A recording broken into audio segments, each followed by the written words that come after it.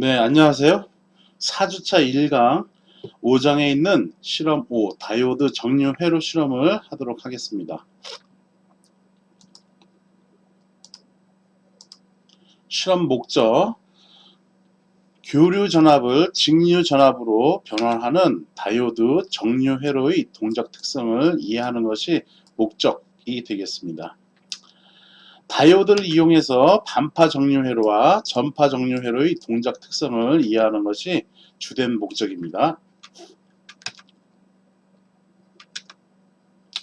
지난 시간에 우리는 시료값을 알아봤었어요. 그렇죠? 그리고 교류와 직류에 대한 정의를 알아봤었죠. 그 내용을 한 번 더 짚고 넘어가는 내용이에요. 5.2.1 교류와 직류. 그래서 직류 전압의 크기는 평균값으로 정의를 하죠. 그래서 V의 DC는 T분의 1에 인테그랄 0부터 T까지 VT의 DT로 정의한다 라고 했습니다. 그래서 직류 평균값이다 라는 얘기인 겁니다. 다음 교류 전압의 크기는 시료값으로 정의를 했죠. 그래서 그 크기는 시료값으로 정의를 합니다. 루트 민 스퀘어에서 루트 평균 민 그다음에 스퀘어 이렇게 해서 표현한다라고 얘기를 했습니다. 이렇게 유도되는 것도 우리가 알아봤었죠. 그래서 이제 시료값 얘기를 했었던 거고요. 그런데 이러한 교류 신호일 경우 이런 교류 신호는 시료값 이외에도 다른 값들을 우리가 표현을 합니다. 즉 최대값이 무엇이냐? 최대값. 그걸 VM, 맥시멀 해가지고는 맥시멀 밸류 해가지고는 전압 V의 M으로 이렇게 보통은 표현을 하죠. 그래서 최대값으로 표현을 할 수도 있고요. 또는 피크 투 피크라고 해가지고 첨두값 대 첨두값, 즉 아래 첨두하고 최상위 플러스 위의 첨두를 피크 투 피크 해서 피크 투 피크의 값을 우리는 또 많이 사용을 합니다. 그래서 시료값과 RMS 값과 최대값 VM과 V의 RMS 얘는 V의 피크 투 피크 이렇게 해서 V의 피크 투 피크라고 쓰죠. 어떤 책들은 VM을 V의 피크라고만 쓸 수 있어요. 그럼 그 피크는 여기 요 최대값을 의미를 하는 겁니다. 요 최대값은 또 진폭이라고도 얘기를 하죠. 우리나라 말로는 진폭, 앰플리튜드라고도 이렇게 표현을 해요. 앰플리튜드라고도 얘기를 하는 겁니다.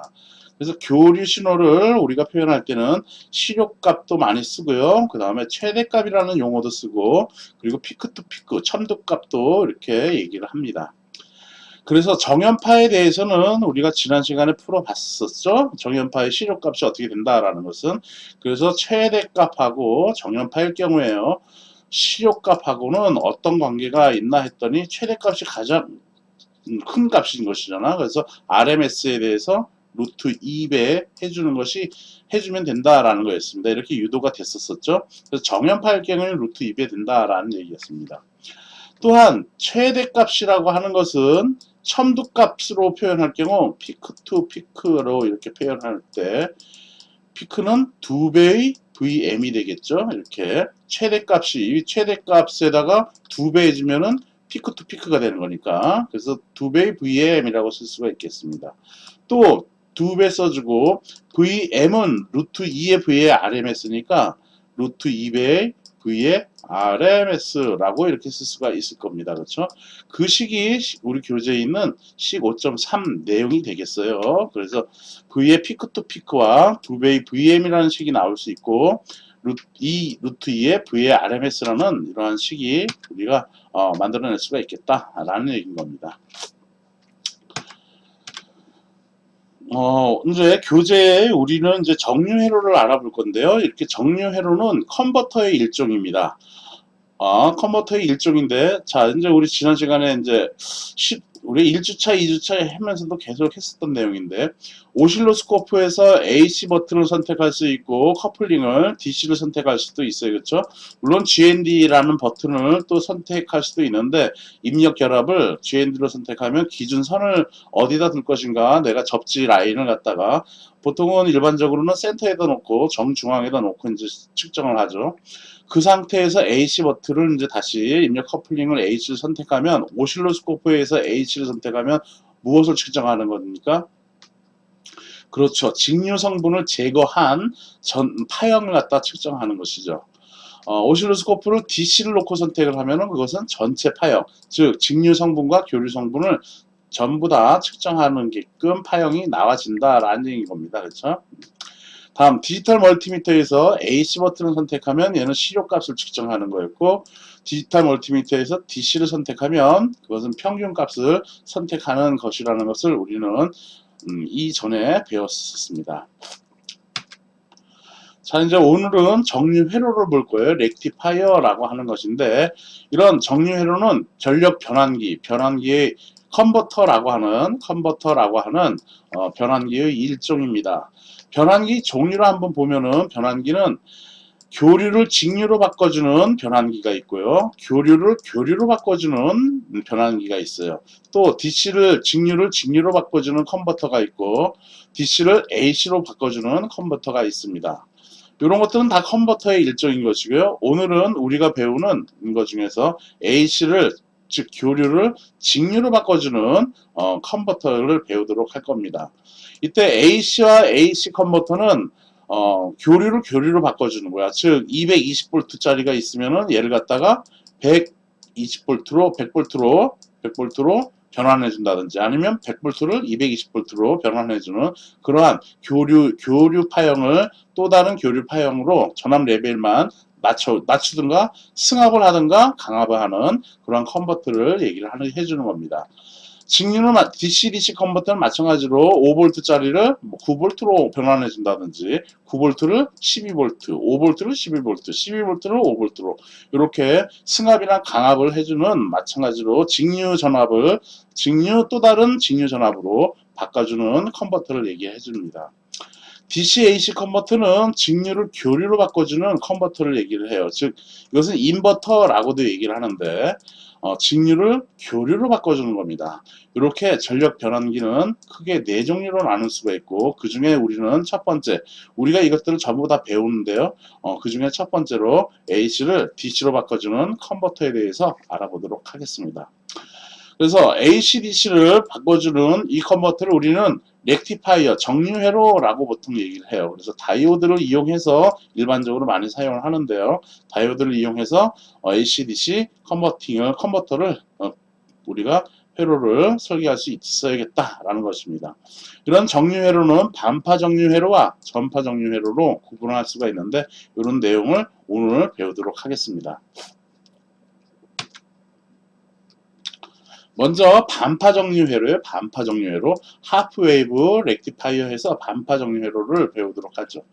입력 전원으로 VM에 사인 오메가 T라는 이러한 교류 신호를 입력으로 넣어줬습니다. 이런 교류 신호를 출력으로 직류로 바꿔주는 것이에요. 그래서 이걸 바꿔주면은 이런 파형이 나와지는 것인데, 이런 파형을 우리는 반파 정류회로다라고 얘기를 하는 거예요. 반파다라고 얘기를 하는 거예요. 정류회로라고 하면 이제 반파 정류회로라고 하면 이렇게 구성을 하면 되고요. 간단하게. 자, 한번 동작 원리를 한번 볼게요. 요렇게 플러스 극성이었을 때는 전원이 이렇게 흐른다라는 것이죠. 마이너스로 이렇게 되어 있는 것은 이쪽으로 전류가 흐른다라는 것을 의미하는 것이에요. 그렇죠? 그래서 이 반주기 동안 플러스였을 경우에는 전류가 이쪽으로 흐르는 거니까 그것에 대해서 보도록 할게요. 이러한 파형, 이러한 전압이 이쪽으로 인가가 됐습니다.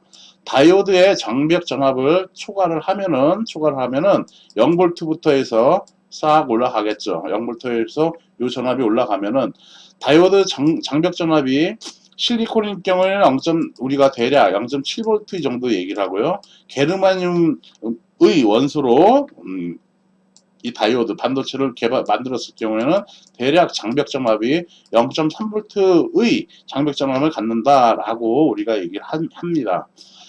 가령 얘가 이제 0.7 0.3이라고 하지만 계산을 편하게 하기 위해서 0.5V의 장벽 정압을 갖는다라고 하면은 여기가 가령 10V를 내가 인가를 하면은 여기에 전압 강화가 즉 장벽 정압이 몇 볼트가 생기느냐 하면은 0.5V가 생긴다라는 얘기예요. 결과적으로 이 출력 VO는 몇 볼트가 이제 걸릴까요? 그러면은 10V에서 0.5 빼니까 9.5V의 전압이 여기에 걸린다라는 얘기예요. 자, 이러한 파형이 올라가가지고는 이제 0.5V를 초과하면은 여기가 0.5V라고 합시다. 0.5V를 초과하면은 0.5V 빼기 0.5V 하니까 여기에 출력 전압은 그러면 몇 볼트가 되겠어? 그래서 0V가 시작되는 거죠. 0V가 딱 나와지는 거예요. 지금 순방향으로 이렇게 전원이 연결이 되어 있는 겁니다. 순방향 바이어스를 걸었다라고 얘기를 하는 것이죠. 0.5V 넘기겠어. 0.6V일 때는 여기는 몇 볼트 걸려? 0.1V 걸리죠. 0.9V면은 여기가 0.4V가 뜰 거예요. 왜? 여기가 지금 문턱 전압, 즉 장벽 전압이 0.5V라고 우리가 가령 예를 이렇게 들자라고 한 거니까 그럼 0.4V가 갈 거예요. 여기가 10V였다라고 하면 그러면 여기 몇 볼트 걸려? 그렇죠. 9.5V가 걸린다라는 얘기죠. 그래서 0V에서 이렇게 해서 여기가 몇 볼트가 된다는 얘기야? 9.5V, 최대값이 9.5V가 된다라는 얘기인 것입니다. 그렇게 해서 이렇게 되는 것도 마찬가지로 순방향으로 바이어스가 걸리는 거니까 이러한 파형으로 뜨겠죠. 이렇게. 그래서 순방향까지는 이러한 파형이 장벽 전압이 제거된 그러한 최대값에서 이렇게 반파가 이렇게 나와지겠다라는 겁니다. 다음에는 반대로 이제 전류가 흐르는 것이죠. 즉 이쪽으로 전류가 흐르는 것인데 이렇게 가다 보니까 이 다이오드는 순방향일 때만 전류를 통과시켜주고 반대 방향일 때는 전류를 통과시킵니까? 안 시킵니까? 안 시키죠. 즉 그 회로는 뭐냐 하면은 여기가 끊긴 회로랑 동일한 거예요. 즉 이렇게 해서 전류가 이렇게 되어 있으면은 회로가 이렇게 되어 있으면은 여기가 이렇게 끊긴 거야. 이렇게 끊긴 거야. 그러니까 전류가 흐릅니까? 전류가 안 흐르죠. 그러면 여기 전압 강화, 전류가 안 흐르니까 이 저항 아래는 전압 강화가 생겨요, 안 생겨요? 안 생기죠. 그러므로 V는 IR이니까 전류가 안 흐르니까 여기는 0V가 되는 것이지. 그래서 여기는 계속 0V가 되겠다라는 것이에요. 이렇게. 요 반대로 흐를 때는 그래서 여기는 0V가 되겠다라는 것입니다. 오케이? 전류가 안 오잖아요. 여기 끊겼잖아. 그쵸? 다음에 플러스일 때는 여기 이거하고 동일하게 흐르겠네요. 0.3, 0.4, 0.49V까지는 전류가 안 흐르다가 왜? 여기 문턱 전압이 있으니까 0.5V를 넘으면서 0V부터 해가지고는 그 문턱 전압, 장벽 전압을 제거한 그 값으로 최대값이 형성되고 떨어지겠다라는 얘기예요. 이렇게 떨어지겠다라는 얘기예요. 오케이? 그래서 이런 식으로 해가지고 계속 파형이 뜨겠다라는 얘기네요. 이러한 입력 전압에 대해서. 그래서 이러한 신호를, 이러한 결과 파형을 보고서 이 회로를 우리는 뭐라고 부르냐 하면은 반파 정류 회로다라고 얘기를 해요. 반파만 통과를 시켜준 것이죠. 반파만 출력으로 나와준 것이에요. 그래서 이렇게 나오는 회로를 우리는 반파 정류 회로라고 얘기를 합니다. 그래서 이런 것들은 이제 교류를 보냈는데 반대의 마이너스, 즉 반대로 흐르는 전류가 없잖아. 그래서 얘는 직류라고 얘기를 하는 것이죠. 그래서 이 직류에 대한 출력을 볼 때는 우리는 디지털 멀티미터로 볼 때는 얘는 DC로 놓고 측정을 해야겠죠. 얘를 교류로 측정하게 되면 얘는 시료값이 나와지는데 시료값 계산을 하는 것도 중요하지만은 우리가 사용하고 있는 웬만한 멀티미터 갖고는 여기 정확하게 측정이 잘 안 됩니다. 그래서 직류로 놓고, 직류니까 DC로 놓고 측정을 해야 한다라는 말 덧붙여서 얘기를 하겠습니다. 나중에 한번 더 얘기를 할 기회가 있어요. 그래서 반파 정류 회로의 직류 출력 전압을 구해보면 이렇게 나타나죠. 이렇게 나타나는 지금 파형이에요. 그럼 주기는 0부터 여기가 한 주기가 되겠네. 그래서 V의 DC 구하라고 한 거니까 V의 DC는 우리가 지난 시간에 했었는데 평균값이야. 그래서 한 주기를 다 더해야겠죠. 근데 연속된 신호니까 어떻게 해? 그거를 적분을 해야겠지. 그걸 다 더해준다는 얘기는 연속 시너에 대해서는 이렇게 다 적분하는 게 더해주는 거였어요. 그렇죠? 그걸 평균 내야 되는 거니까 t로 나눠줘야겠죠. 이렇게 t분의 1로 이렇게 써주면은 이게 직류 평균값이 되는 것이죠. t분의 1 쓰고요. 한 주기로 이제 나눠주는 거고, 봤더니만 여기까지만 이 파형이 뜨는 거고, 이때 vt는 vm의 사인 오메가 t라고 합시다. 이때 vm 값은 사실은 바뀌죠. 왜?